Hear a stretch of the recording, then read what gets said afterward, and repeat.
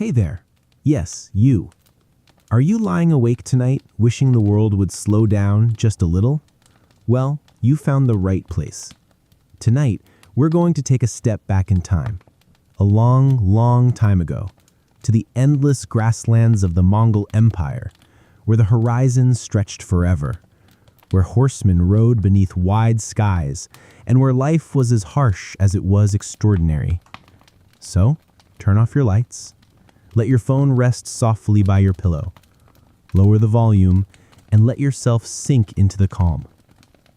Breathe slowly, in and out. Tonight, I'll tell you the story of steppe nomads and wandering riders, of survival and struggle, of faith and tradition, of battles fought in silence, and of the quiet strength of people who lived centuries ago in a world far different from ours. You won't need to rush. There's no hurry here. Just the soft murmur of history, the whisper of winds across the grass, the sound of hooves fading into the distance, and the gentle flow of time itself. So, close your eyes if you want, or keep them open just enough to see the soft light of the screen. Let your mind wander to distant times, to the wide, open steppes, to the lives of riders and families, to stories of endurance, care, and ordinary acts that carried them through an unforgiving world. Relax, listen, and let this story carry you gently into sleep. The Mongolian steppe was vast, endless, and quiet.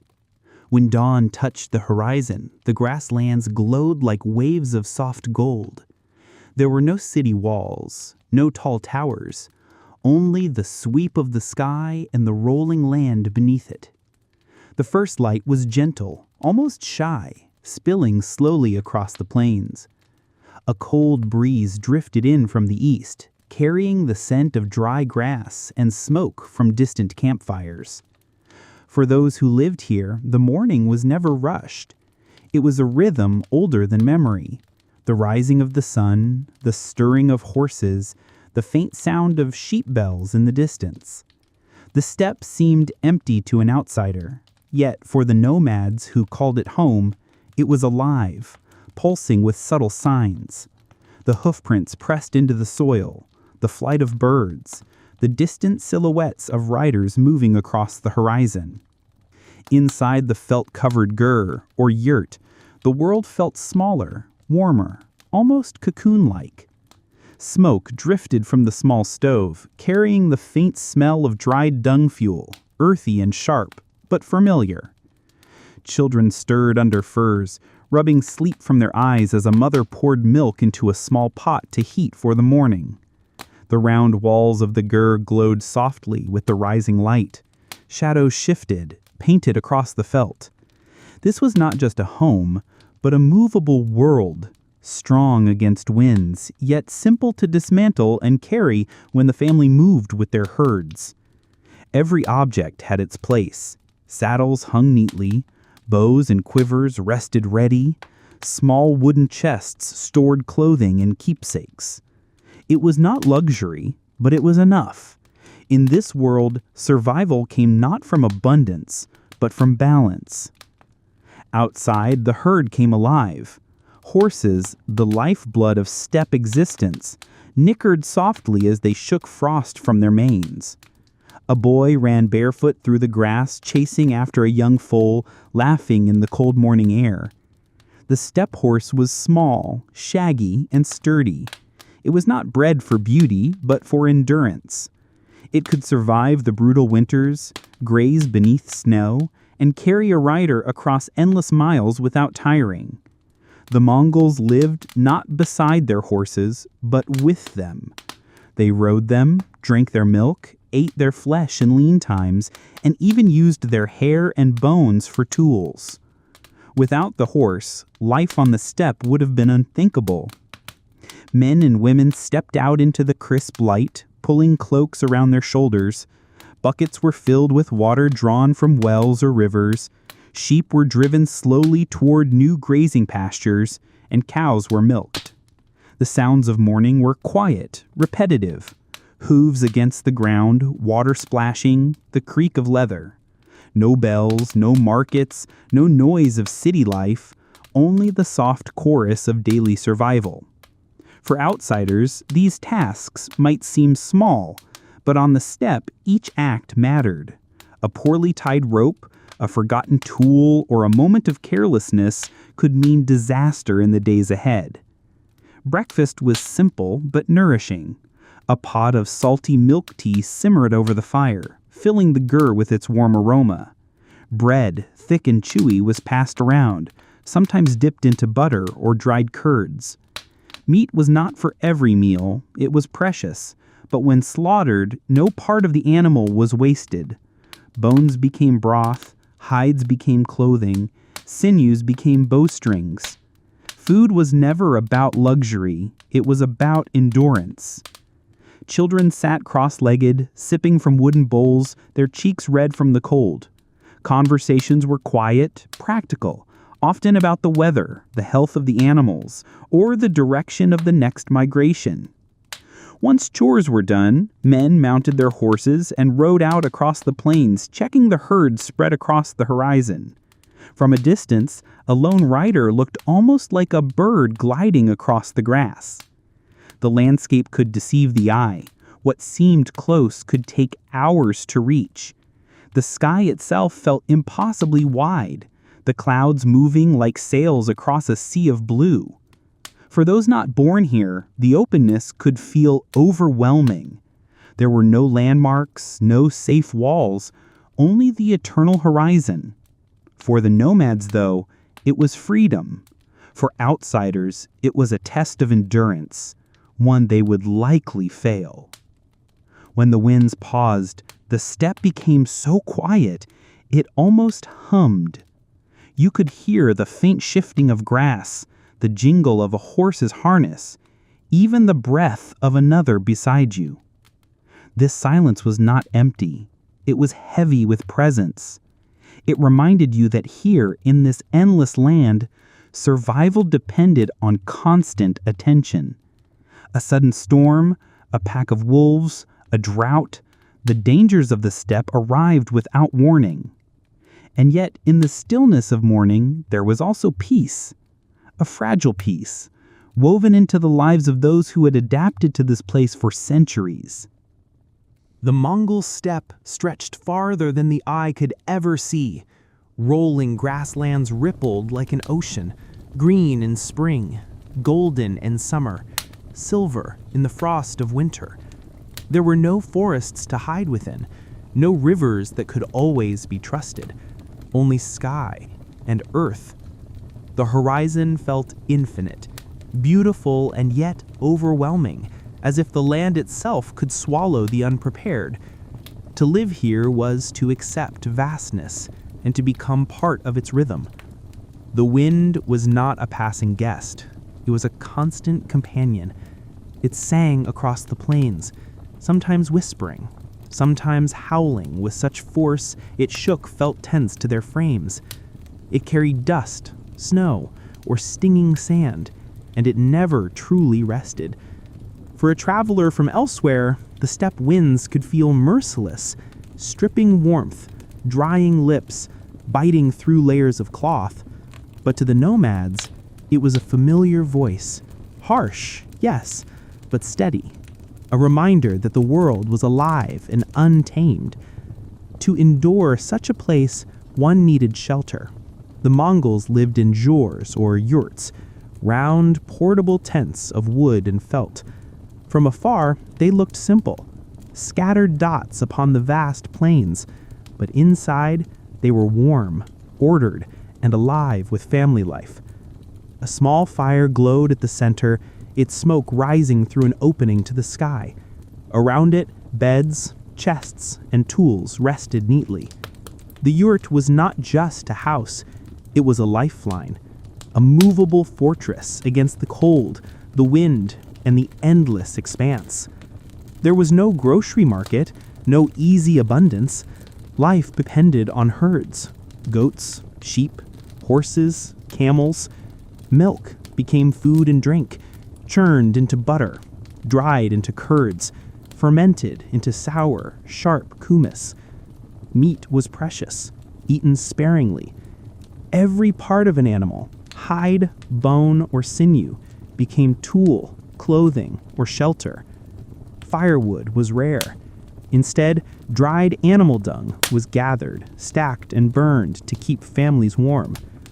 The world of the steppe gave little, but with care and knowledge, every piece of it was used, nothing wasted. The Mongol steppe was a land of extremes.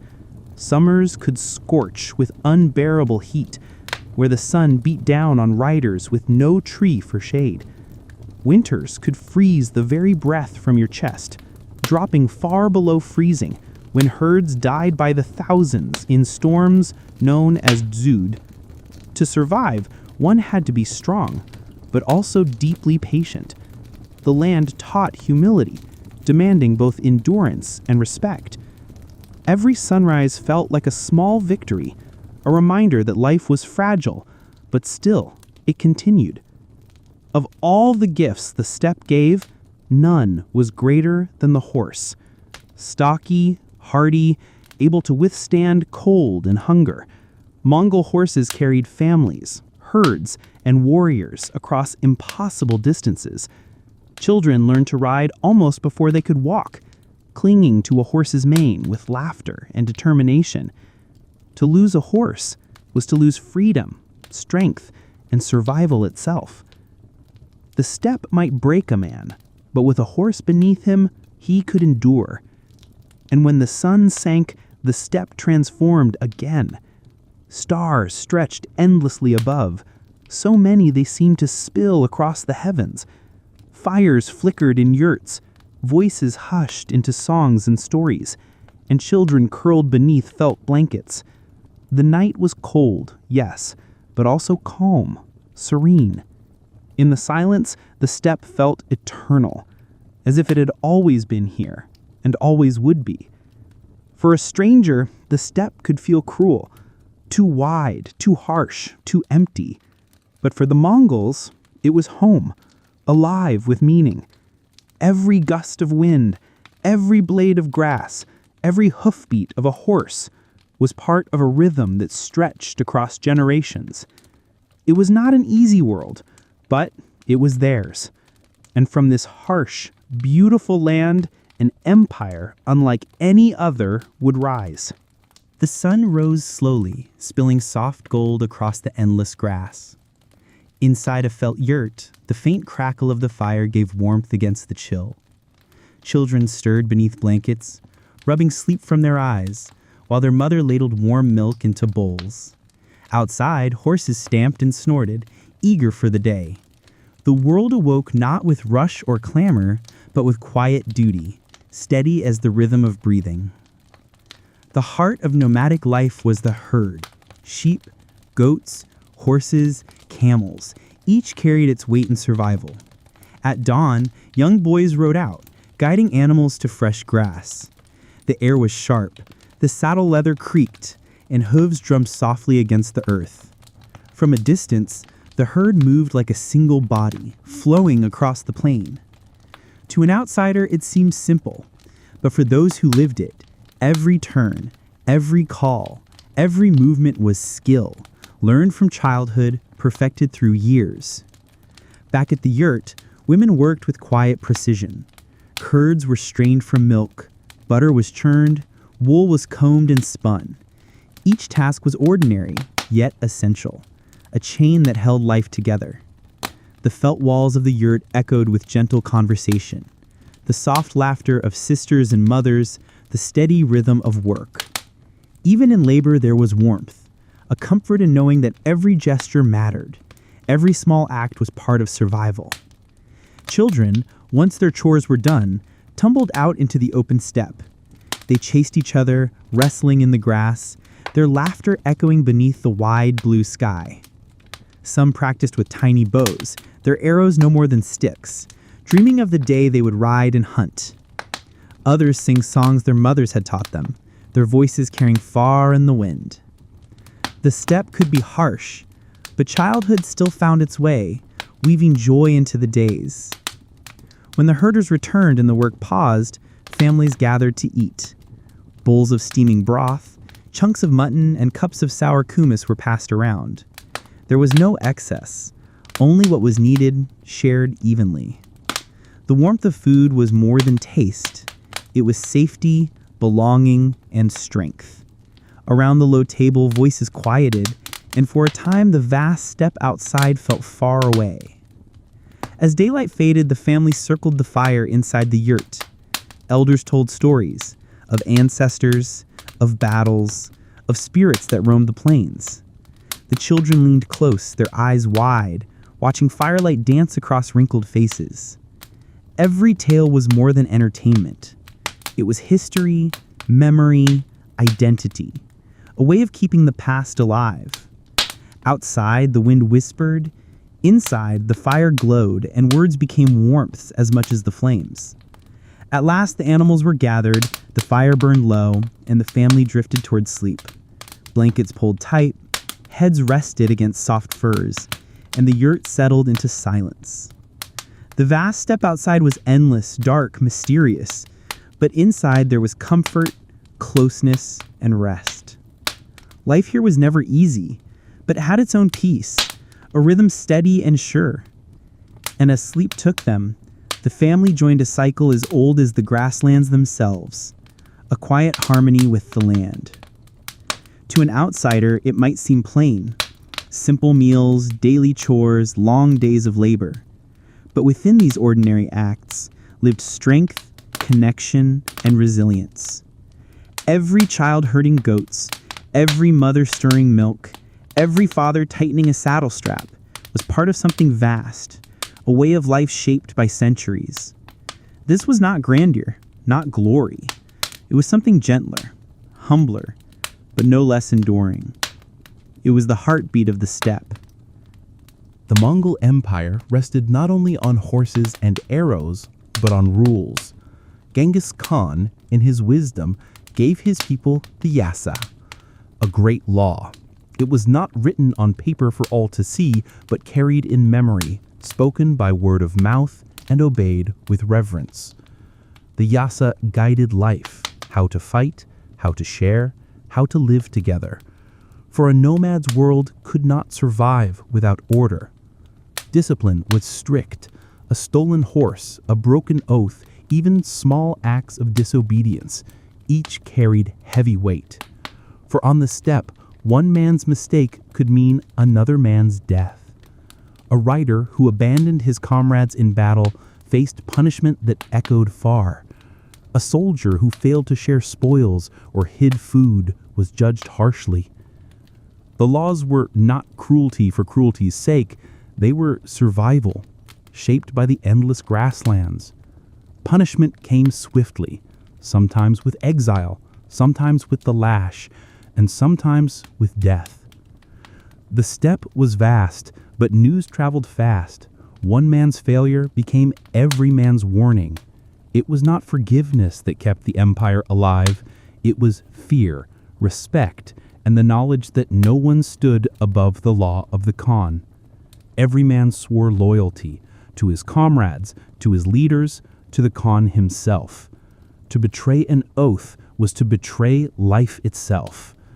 Hands placed upon sacred objects, promises whispered beneath the open sky. These were not words to be broken. The Mongol bond was stronger than rope, stronger than steel.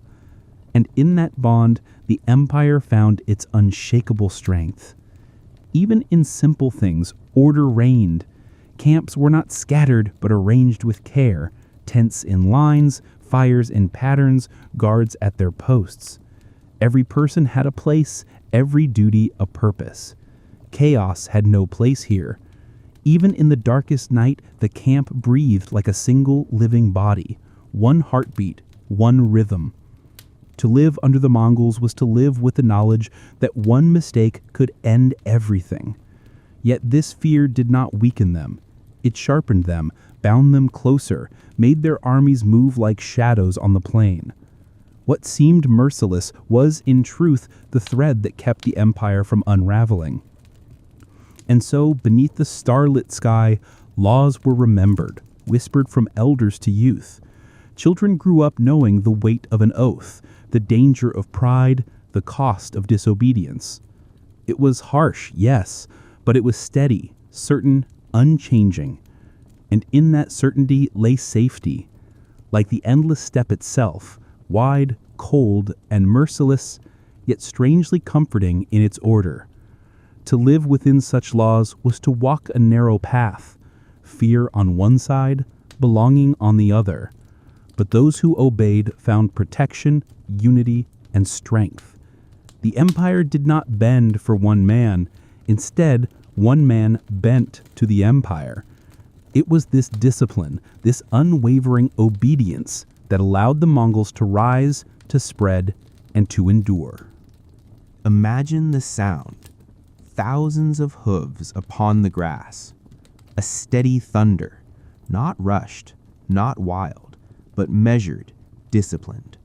The Mongol army was no mob of warriors. It was an instrument, finely tuned, each man a note in a vast song of conquest. From the time they could walk, Mongol children learned to ride. They grew not beside horses, but with them, sleeping in their warmth, drinking their milk, trusting their strength. By the time a boy became a man, he could loose an arrow at full gallop, guide his mount with a whisper, and ride for days without rest. The horse was not an animal to the Mongols, it was half their soul. Their weapon was simple, a bow, curved and powerful, small enough for swift movement, strong enough to pierce armor. Arrows sang through the air, swift and sudden, falling upon enemies before they could even lift a shield. And the riders circled like shadows, striking, vanishing, striking again. There was no line of battle, no clash of swords, only movement, endless and unrelenting. The Mongols mastered deception. A retreat was never a retreat. They turned their horses, fled as though in fear, draw enemies far across the steppe, and then, when the pursuers broke their lines, the Mongols wheeled around, arrows darking the sky, lances struck, and what had seemed victory became sudden ruin. Drums, banners, and signals carried messages across the field. One army moved as if it shared a single mind. A gesture, a sound, a banner in the wind, and tens of thousands shifted like one body. There was no confusion, no wasted motion. It was order, discipline, and trust made visible upon the plain. Yet the Mongols were not only riders of the open land. They learned the art of siege from the peoples they conquered. Great machines, catapults, rams, towers rose before city walls. Stone met stone, fire met wood, until the strongest gates gave way. And when the walls fell, the riders poured through, unstoppable. There was no season of peace. The Mongols rode in winter, in summer, in the rains, in the burning heat. Their horses fed upon steppe grass. Their riders lived lightly, moving swiftly where armies of other nations starved. No land was too far, no obstacle too great. The world seemed small beneath their hooves. And yet, after the storms of battle, there was silence. The horses grazed in the twilight. The warriors sat by small fires, sharpening arrows, whispering softly. To them, war was not glory. It was simply life. And in that life, they carried both fear and pride, knowing that their way of war had no equal in the world. Across the wide steppe, the camp stood like a small city of round tents. Gears, white felt homes, sturdy against the wind, were set in circles, families close together. Smoke rose gently from chimneys, curling into the sky, carrying the scent of meat and milk.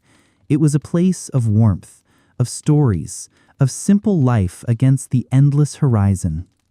Inside, the gear was both shelter and world. A low fire glowed in the hearth. Carpets softened the floor.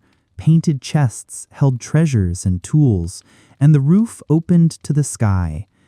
At night, families sat close, sharing food, telling tales, and listening to the wind whistle softly beyond the walls.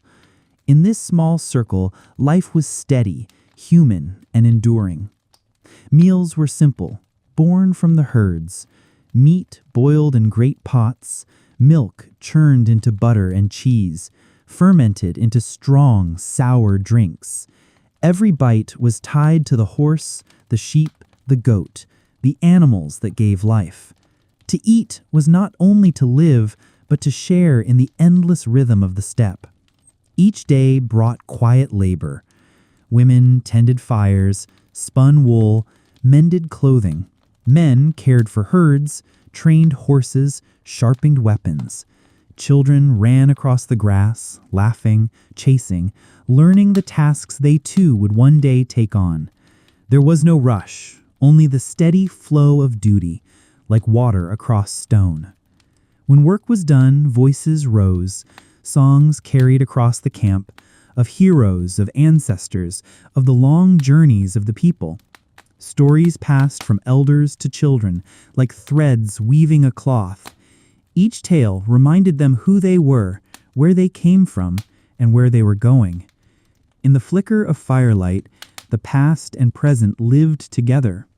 Sometimes strangers arrived, merchants from far-off cities, wanderers crossing the steppe, envoys with strange gifts. The Mongols welcomed them, for every guest was a messenger of the wider world. New foods, new fabrics, new ideas flowed through the camp, weaving it into the great fabric of lands far away. Above it all was the eternal blue sky. The Mongols lifted their eyes to it, prayed beneath it, trusted its vast and watchful presence. The spirits of ancestors, the whispers of wind, the flight of birds, all carried meaning. The camp was not only a home, but part of a larger order, both earthly and divine. When darkness fell, the grasslands turned silver under the moon. Fires burned low, voices hushed, and the camp sank into quiet rest. Horses shifted gently, herds lay still, and the world stretched wide and endless. Life was uncertain, often harsh, yet in these soft moments of peace, the Mongols found their strength. In the heart of every Mongol camp, women held quiet power. They were keepers of the hearth, masters of the household, and guardians of tradition. Their hands spun wool, shaped felt, and built the very gears that sheltered families from the wind. The strength of the empire was not only on horseback, it was also in the steady rhythm of their labor. A gear could not stand without a woman's work. They raised the wooden frame, stretched the felt, tied the knots, and anchored it against the storm. Every pole, every layer of fabric was placed with care. Through these homes, women gave warmth, shelter, and stability to the wandering life of the steppe.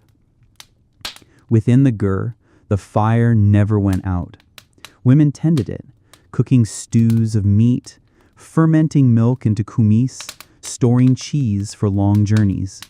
The hearth was their realm, a place where survival was woven from ordinary acts. To feed the family was to preserve life itself.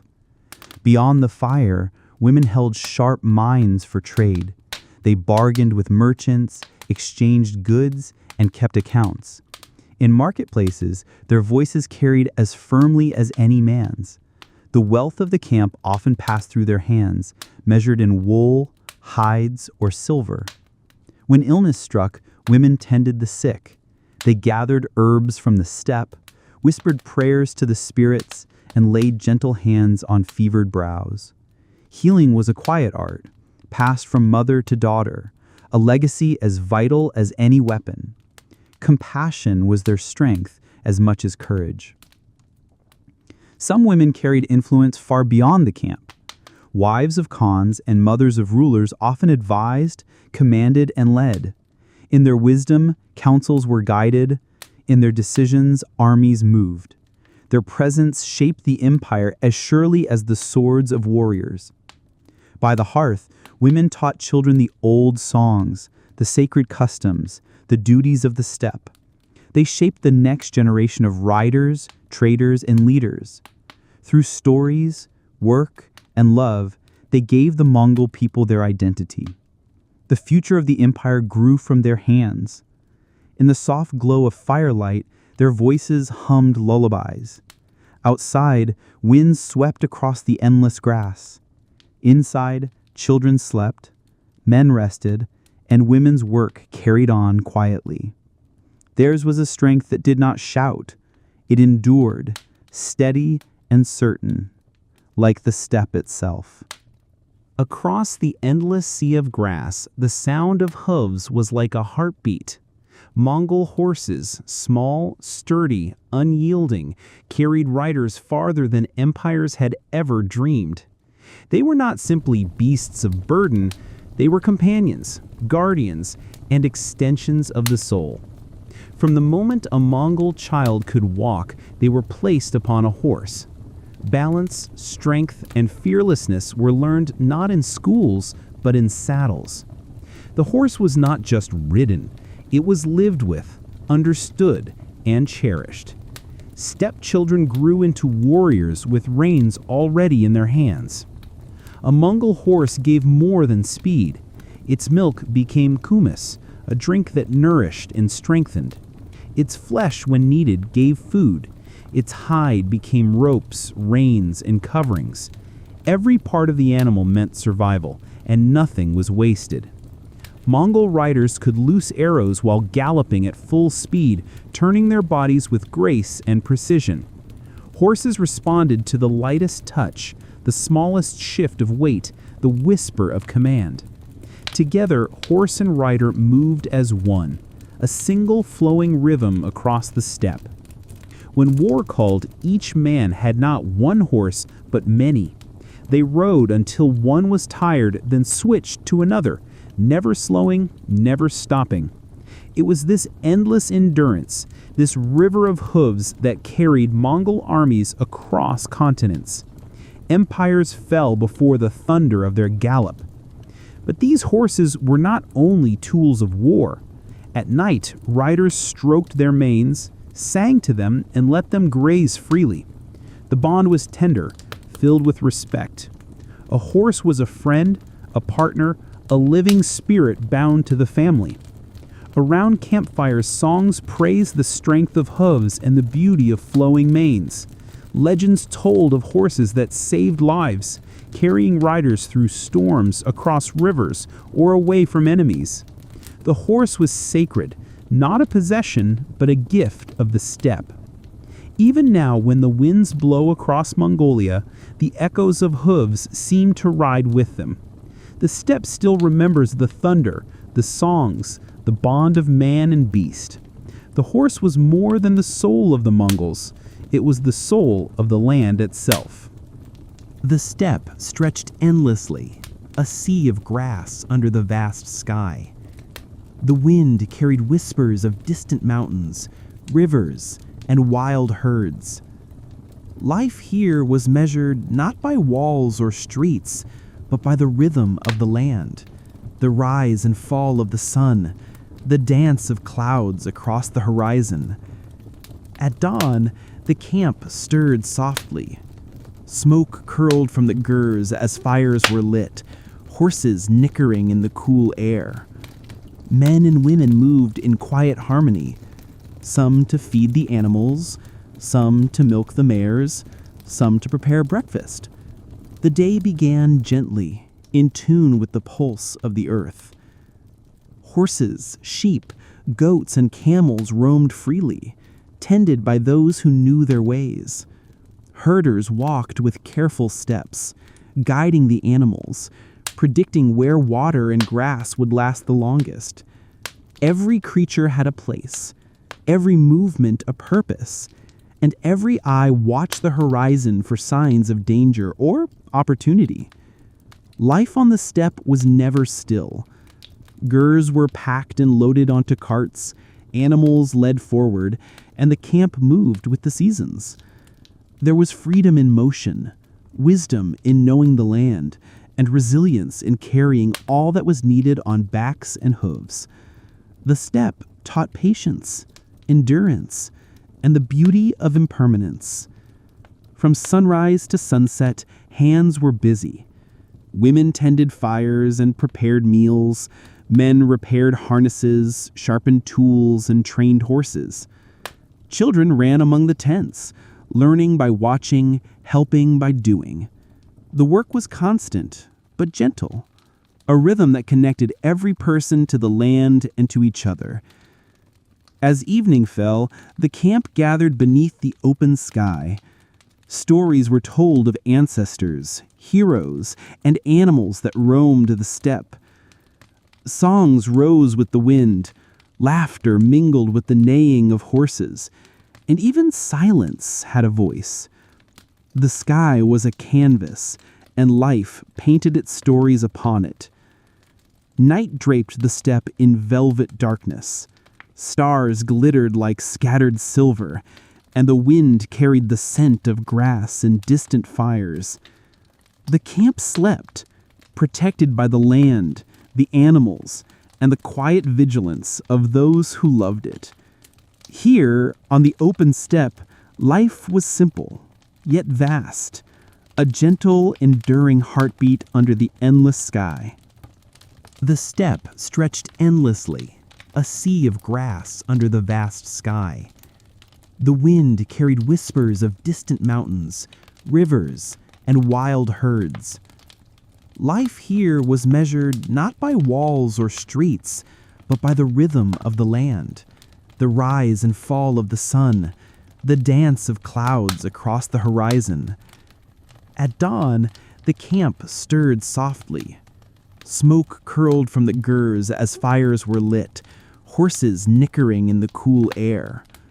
Men and women moved in quiet harmony, some to feed the animals, some to milk the mares, some to prepare breakfast.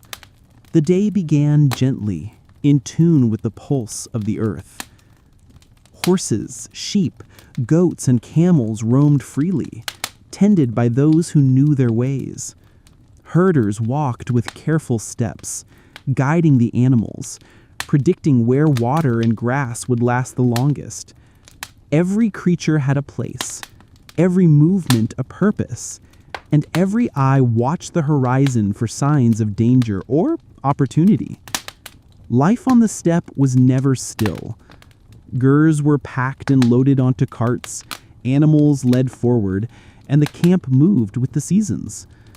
There was freedom in motion, wisdom in knowing the land, and resilience in carrying all that was needed on backs and hooves. The steppe taught patience, endurance, and the beauty of impermanence. From sunrise to sunset, hands were busy. Women tended fires and prepared meals. Men repaired harnesses, sharpened tools, and trained horses. Children ran among the tents, learning by watching, helping by doing. The work was constant, but gentle, a rhythm that connected every person to the land and to each other. As evening fell, the camp gathered beneath the open sky. Stories were told of ancestors, heroes, and animals that roamed the steppe. Songs rose with the wind, laughter mingled with the neighing of horses, and even silence had a voice. The sky was a canvas, and life painted its stories upon it. Night draped the steppe in velvet darkness. Stars glittered like scattered silver, and the wind carried the scent of grass and distant fires. The camp slept, protected by the land, the animals, and the quiet vigilance of those who loved it. Here, on the open steppe, life was simple, yet vast, a gentle, enduring heartbeat under the endless sky. The open steppe was more than home, it was a stage for survival, skill, and strategy. Here, wind swept across the grasslands, carrying the distant cry of hawks and the whisper of approaching riders. The Mongols were born into this vast expanse, learning that the land itself could be both ally and adversary. To survive, to thrive, and to conquer, they had to master the art of war, not just in battle, but in preparation, movement, and cunning. Weapons were extensions of their will. They were crafted with care, maintained with discipline, and wielded with precision.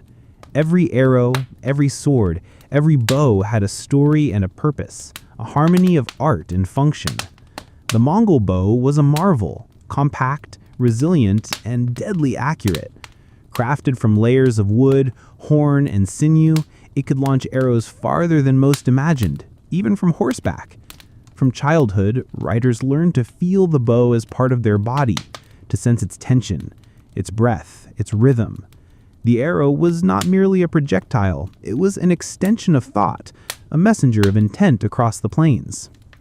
Archery on horseback required an unspoken dialogue between rider and mount. The rider leaned, twisted, and shifted with the gallop, releasing arrows with fluid motion.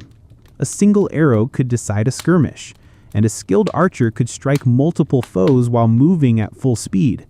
Every shot was a balance of patience and instinct, a dance with gravity and wind. While the bow ruled distance, the sword reigned in close combat. Curved sabers gleamed in the sun, light yet strong, capable of slashing and parrying with equal grace. Spears and lances extended reach, giving riders advantage against opponents on foot or on horseback.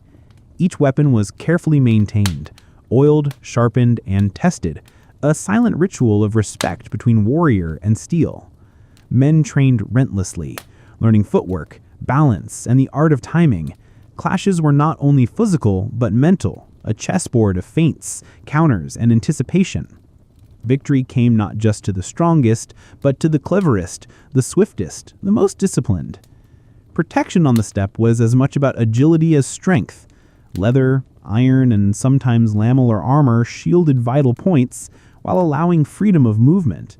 Helmets were carefully shaped, decorated with insignias that reflected clan, rank, or personal achievement. Even the smallest detail, the tying of straps, the curve of a plate, could mean life or death. Riders moved like shadows across the plains, their armor glinting faintly under the sun. It was not cumbersome, it was crafted for endurance, for speed, for survival in battles that could stretch across miles. Mongol warfare was not chaos, it was a calculated symphony. Armies moved like rivers, merging, splitting, and flowing around obstacles with uncanny precision. Sieges were executed with patience, cunning, and psychological insight. They understood the value of fear, rumor, and timing, knowing when to strike and when to wait. Siege weapons were adapted from captured lands, and engineers learned quickly, turning knowledge into advantage. Battering rams, catapults, and ladders were combined with cavalry maneuvers, creating a multi-layered approach that left enemies bewildered. Even when faced with fortified cities, Mongols integrated speed, mobility, and intelligence to achieve victory. A Mongol warrior was molded from youth. Daily routines honed strength, endurance, and skill. Children learned to ride before they could walk steadily, to shoot before they could run with confidence, and to understand tactics before they could read maps. Discipline was ingrained, formations practiced, signals memorized, commands obeyed instantly. A single rider out of place could endanger the unit, while coordinated movements created unstoppable waves across plains and valleys. War was a craft, and mastery was a lifelong pursuit. Weapons were not merely tools, they were symbols of identity and honor. A bow hung at a warrior's side spoke of skill, courage, and the bond with the horse. A saber etched with a name or insignia told of lineage and achievement. Even the act of cleaning and caring for arms was a ritual, a meditation on readiness, responsibility, and respect. The steppe demanded reverence for all things: the land, the animals, the seasons, and the instruments of survival. In this way, war was not separated from life, it was a reflection of the same rhythm that governed daily existence. The Mongol art of war reshaped continents, leaving echoes in history that endure to this day. It was not only the thunder of hooves or the flash of steel that brought success, but the understanding of people, terrain, and timing. Innovation, adaptation, and relentless training were the true weapons. The steppe itself was both teacher and battlefield, its vastness demanding respect, skill, and courage. Even in moments of peace, the lessons of war remained. Discipline, patience, courage, and foresight shaped not only warriors, but communities, families, and leaders.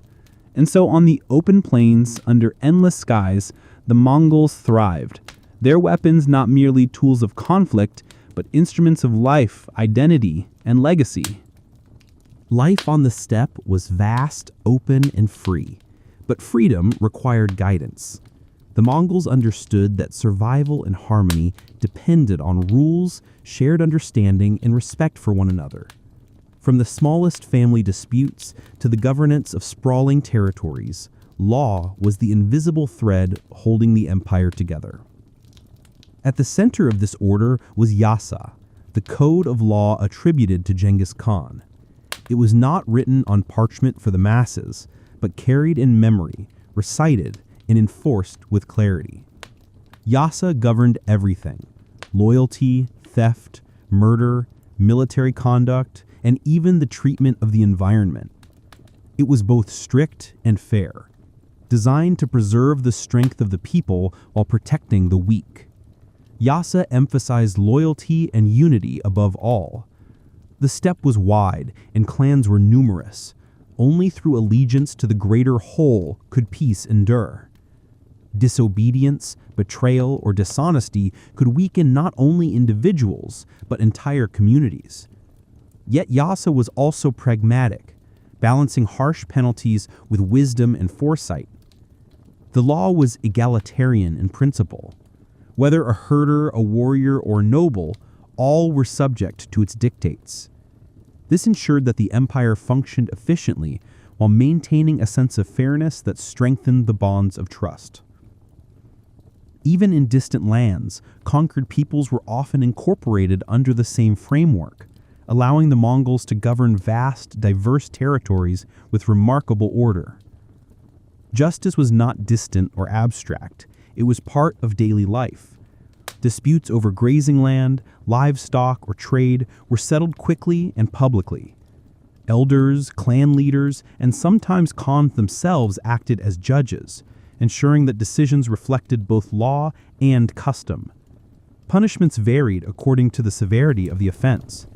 Minor thefts might require restitution. More serious crimes, such as murder or treason, demanded harsher measures. Yet the purpose was never cruelty. It was the preservation of balance and security. Even in the enforcement of justice, the Mongols sought harmony, not chaos. Yasa extended into every aspect of life, including the battlefield. Soldiers were bound by strict codes of conduct, loyalty to their commander, respect for allies, and discipline and maneuvers. Desertion or cowardice could not be tolerated, for the survival of the unit depended on each individual. Yet loyalty and courage were rewarded. Soldiers who distinguished themselves could rise in rank, gaining trust, responsibility, and honor. Even in the chaos of war, the Mongol code maintained order. Battles were fought with precision and efficiency, guided by principles that ensured maximum effectiveness with minimum unnecessary suffering. This discipline made Mongol armies nearly unstoppable, as every rider, archer, and infantryman knew their place and duty. The steppe was a place of constant movement, and trade routes stretched across mountains, rivers, and deserts. Merchants traveling long distances relied on the security provided by Yasa. Robbery and deceit were punished swiftly, creating a climate of trust and stability. Merchants could carry goods with confidence, knowing that both law and community enforced order. The prosperity of the empire depended not only on conquest, but on safe passage, fair trade, and predictable justice. In this way, the code of law linked survival, economy, and society, ensuring that the empire functioned as a living, breathing organism. Yasa extended into the intimate spaces of family and community. Marriage, inheritance, and the duties of children were guided by rules that balanced fairness with tradition. Women, though often working quietly behind the scenes, were respected under the code. Their contributions recognized in property rights, familial duties, and social expectations. Children learned respect, honesty, and loyalty from a young age, understanding that their actions affected not only themselves, but their clans and the wider steppe. Through law, culture and society intertwined, creating continuity and shared identity across generations. While Yasa was strict, it was not blind. Mercy was shown where understanding prevailed. Confession, restitution, and appeals to elders could temper the harshest decrees. Justice was tempered with wisdom, ensuring that laws served life rather than crushed it. Public punishment served as both correction and lesson. It reminded the community of shared values, of the consequences of breaking trust, and of the importance of harmony. Even in the enforcement of justice, the Mongols sought harmony, not vengeance. The strength of Mongol law was in its simplicity, clarity, and universality. It allowed the empire to stretch across continents, govern diverse peoples, and maintain cohesion among nomads, warriors, and settlers alike. Even today, historians marvel at the efficiency and foresight of Yasa, recognizing that it combined justice, practicality, and cultural understanding. For the Mongols, law was not a burden, but a guide. It taught responsibility, fairness, and unity. It shaped warriors, traders, families, and rulers. It was the quiet heartbeat of civilization on the vast open steppe, invisible, yet indispensable, like the wind that carried the grass in waves across the plains. Life on the steppe was harsh, unpredictable, and wide open, but sustenance was a constant rhythm in the daily lives of the Mongols. Food was more than survival. It was comfort, tradition, and connection, a way of expressing care for family, community, and even the land itself. Every meal told a story of the herds that roamed freely, of the seasons, of patience, skill, and resourcefulness. From the first light of dawn, the steppe awakened not only with the cry of birds and the neighing of horses, but with the soft stirring of kitchens inside the girds. Smoke rose from hearths as women stirred stews, churned milk, and kneaded dough. The scent of cooking permeated the tents, mingling with fresh grass and the earthy aroma of animals grazing nearby. Mongol cuisine leaned heavily on dairy, for it was abundant, nourishing, and versatile. Milk from mares, cows, yaks, and goats was transformed into countless forms. Kumis, a lightly fermented mare's milk, bubbly, slightly sour, yet brimming with energy. Arag, a variant celebrated in festivals, refreshing and ritualistic. Cheese, hardened or soft, stored carefully for journeys across the steppe. Butter and yogurt, essential for both cooking and ceremonial offerings. Dairy was more than taste. It was energy for long rides, warmth in the cold nights, and medicine for the sick. Mongols believed that milk carried vitality from the herds to the people, creating a direct, sustaining bond between land, animal, and human. The Mongol diet was rich in meat: beef, mutton, horse, goat, often roasted over open fires or simmered slowly in stews. Every cut was valued, nothing wasted. The Mongols mastered preservation. Drying, smoking, and salting ensured that food could last through long campaigns or harsh winters. Cooking was both practical and ceremonial. Meat might be cooked simply for a daily meal, or prepared with care for a guest, a festival, or an honored elder. Even the simplest bite carried meaning: survival, hospitality, respect. Though meat and dairy dominated, grains, vegetables, and foraged plants played important roles. Barley, wheat, and millet were made into breads, porridge, and dumplings. Wild herbs, roots, and berries added flavor, nutrition, and variety. The steppe provided, if one knew its secrets, from riverbanks, hills, and valleys. Gathering was often a communal activity, a quiet learning process, where elders taught children which plants were safe, which were medicinal, and which carried spiritual significance. In this way, the food of the Mongols was intertwined with knowledge, tradition, and survival. A typical day began with breakfast, often milk, cheese, and a simple bread or dumpling. Men mounted their horses or tended herds, children learned to ride or play, and women prepared larger meals for midday.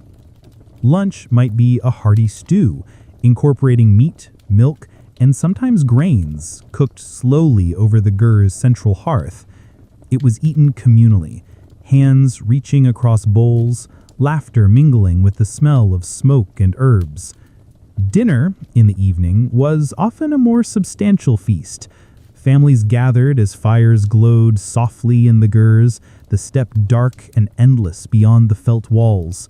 Stories were shared, songs hummed, and meals were savored, not hurried.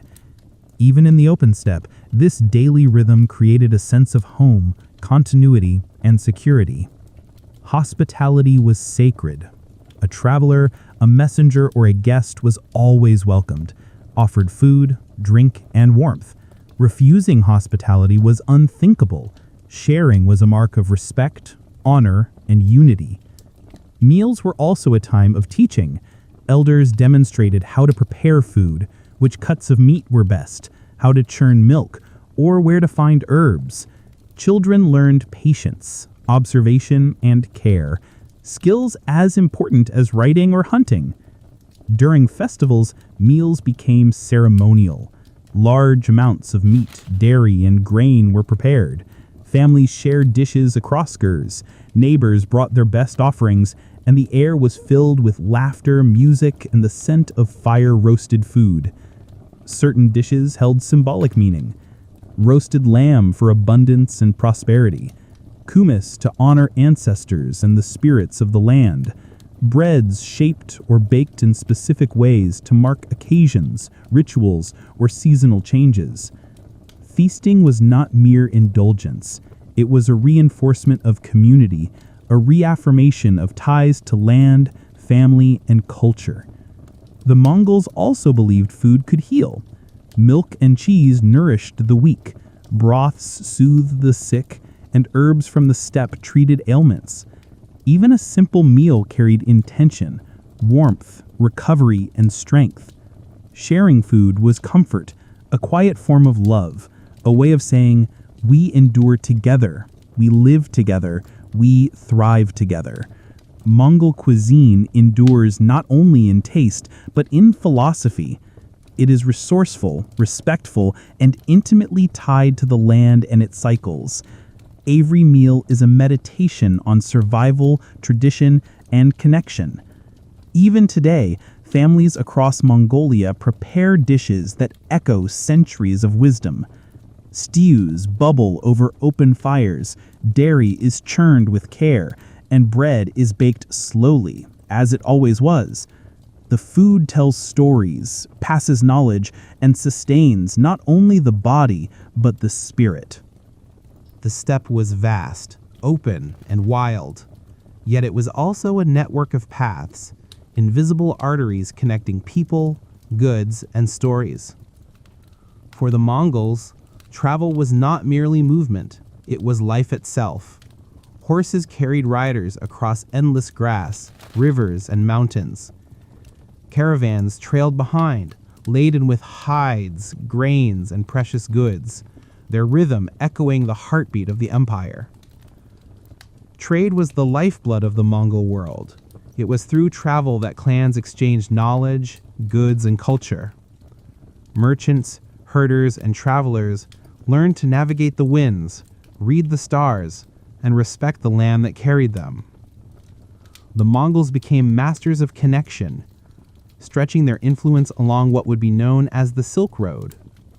Silks from China, spices from India, metals from the West, and horses from the steppe itself flowed along this vast network.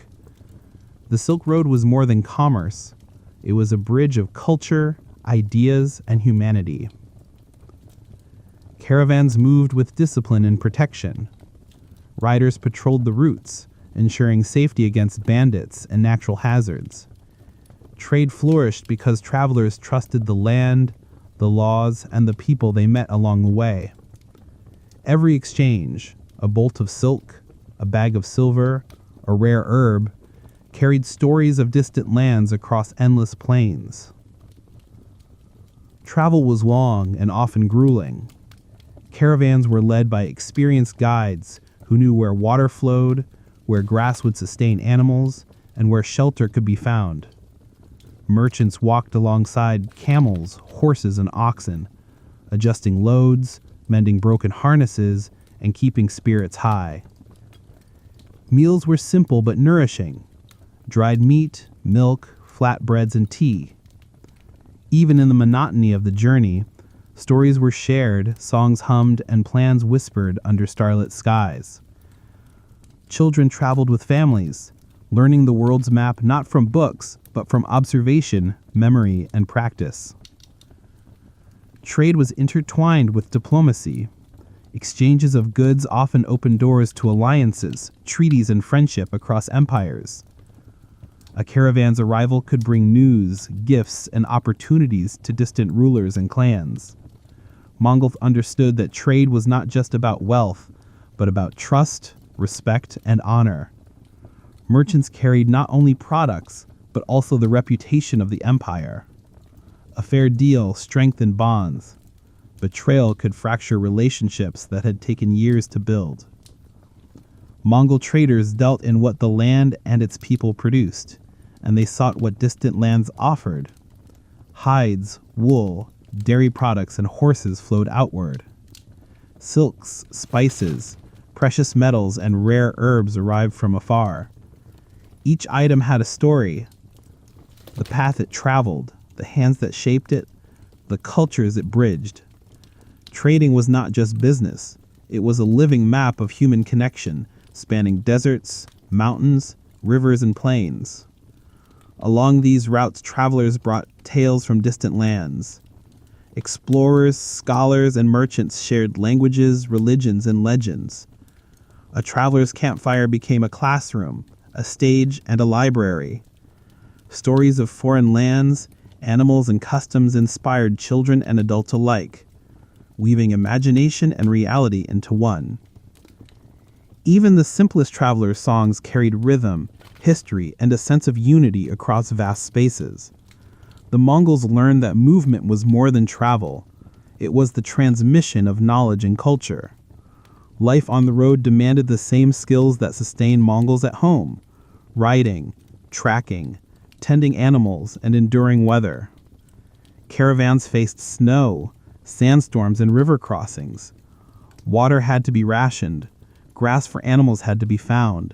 Fires lit carefully for warmth and cooking. Children observed elders tying knots, guiding animals, and signaling across distances. Every journey reinforced lessons of patience, resilience, and respect for the land. Even in motion, the Mongols' connection to the steppe, its rhythms and challenges, remained constant. The Silk Road under Mongol protection became legendary.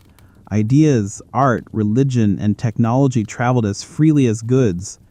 Maps were exchanged, medicines learned, stories told, and alliances formed. The Mongols transformed trade into a web of human connection, linking the East and the West like never before. Through these journeys, the empire thrived not just in conquest, but in understanding and collaboration. Merchants returned home, children learned geography and practice, and the empire's influence spread as much through ideas as through armies. As night falls over the steppe, caravans rest beneath stars that have guided travelers for centuries. Fires glow softly in gurs and tents. The distant sounds of animals lull the land into calm.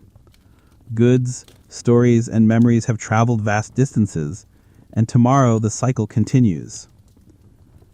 Trade was more than survival. It was connection, learning, and a testament to the Mongol spirit.